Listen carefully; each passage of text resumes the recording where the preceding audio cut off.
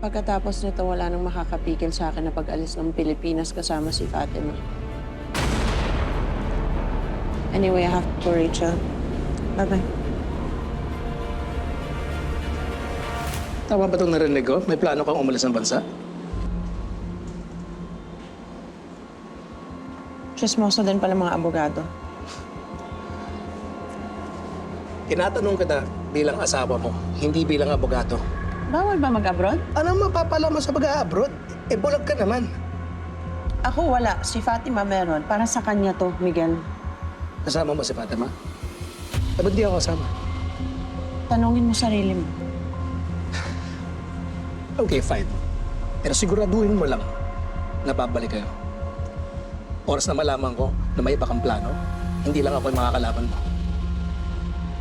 Kung hindi ka natatakot sa akin, matakot ka kay Judge. Sino ba talaga sa ating dalawang natatakot sa kanya? Saan ka pupunta? Hindi pa tayo tapos.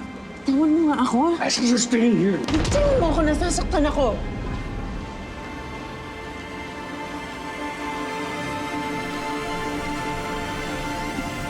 Can I help you, attorney?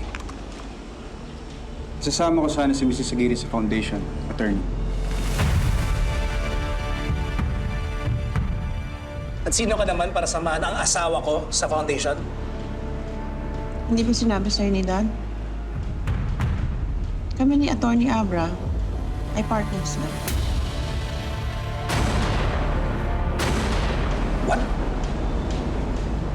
Partners sa trabaho, Miguel. Naghihintay na si Lovely. Tara na.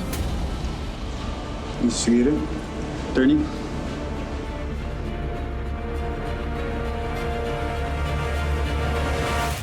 Carlo J. Caparas, lumuhod ka sa lupa. Weekdays sa Hapon Champion.